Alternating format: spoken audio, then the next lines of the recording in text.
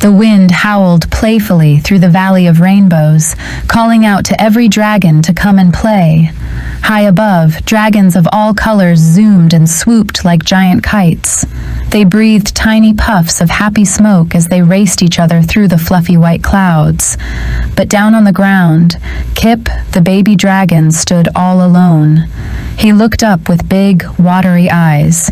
Kip was the smallest dragon in the whole valley, and his wings were tiny. While his friends soared high, he stuck to the rocks. "I wish I could fly like them," Kip whispered to himself, his tail drooping low.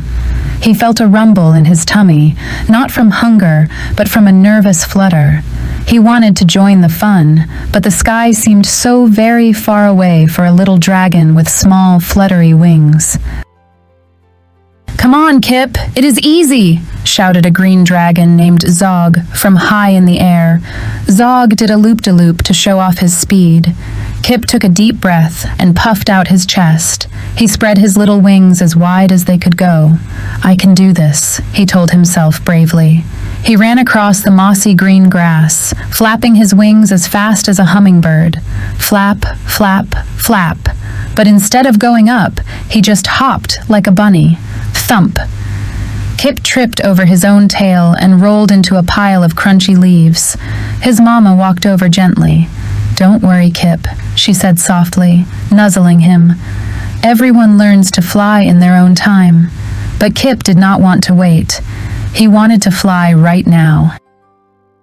The next morning, the sun peeked over the mountains, painting the sky in shades of pink and orange. Kip decided he would not give up. He snuck away to the meadow of wildflowers, where no one could see him practice. The meadow was wide and filled with tall, swaying grass that tickled his tummy. "I will fly today," Kip promised the blue sky. He climbed on top of a large gray rock to get a head start. The wind blew past his ears, making a whooshing sound.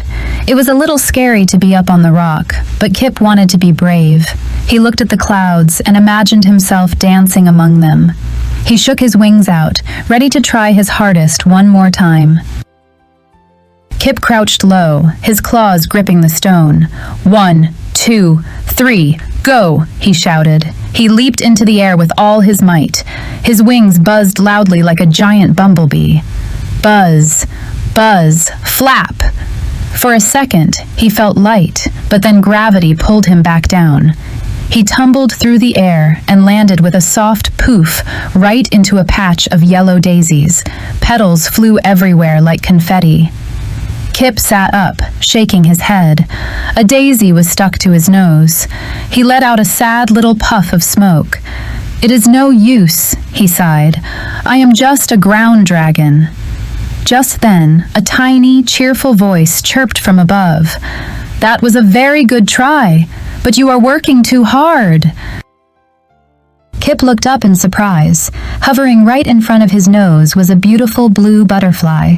Her wings shimmered in the sunlight like stained glass. "I am Flora," she said with a friendly smile. "I remember when I learned to fly. I was scared too." Kip blinked his big eyes. "Really?" he asked. "But you are so small, and you fly so well." Flora giggled, dancing in the air. "I will teach you my secret, Kip. Flying is not about flapping your wings until you are tired. It is about believing you can do it. You have to trust the wind." Kip stood up and brushed the petals off his scales. He listened carefully. Flora sounded very wise for such a small creature. "Watch me," Flora said. She did not flap hard at all. Instead, she spread her wings and let the breeze lift her up gently. "Feel the wind, Kip. Let it carry you." Kip closed his eyes. He stood very still and waited. He felt a warm breeze rush through the meadow. It ruffled his scales and tickled his wings. It felt like the sky was inviting him to come up. The wind grew stronger, whistling through the trees. It was a strong, adventurous wind. "Now," cried Flora. "Trust your wings, Kip. Believe you are light as a feather." Kip took a deep breath. He did not run this time. He just spread his wings and leaned into the rushing air, trusting that he would not fall. Slowly, magically, Kip began to rise.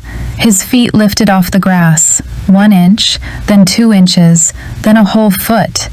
His eyes popped open wide. "I am doing it!" he shouted.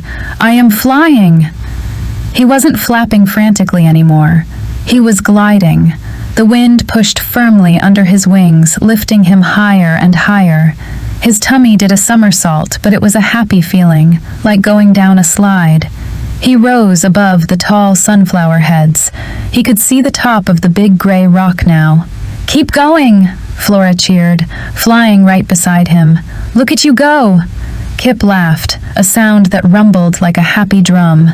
He was really flying, just like the big dragons. Kip soared higher than he had ever been before. The meadow of wildflowers looked like a colorful patchwork quilt far below him. He could see the sparkling river winding through the valley like a silver snake. The air up here was cool and crisp.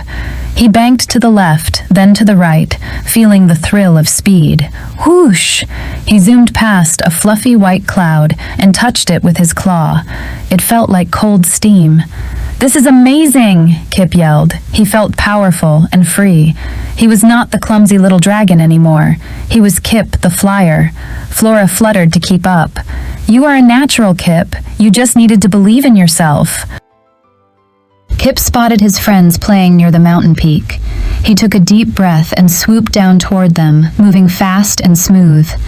"Look out below," he called happily. Zog and the others looked up in shock. "Is that Kip?" Zog asked. Kip pulled up at the last second and did a perfect landing right in front of his mama. Dust swirled around his claws as he touched down. His mama's eyes were wide with pride. She wrapped him in the biggest, warmest dragon hug. "I am so proud of you, Kip," she said, beaming. "You never gave up." The other dragons cheered and clapped. Kip stood tall, his chest glowing with happiness. He had done it. From that day forward, Kip flew everywhere. He loved the feeling of the wind in his scales. He always took time to help other little dragons who were scared to fly, just like Flora had helped him. He knew that sometimes the hardest things become possible when you have a good friend and believe in yourself. As the sun began to set, turning the sky purple and gold, Kip sat on the highest ledge of the valley. He looked out toward the distant jagged peaks of the Shadow Mountains. Suddenly, he saw a strange, glowing green light pulsing from a dark cave far away. Kip narrowed his eyes. He wondered what was hiding in there, waiting to be discovered.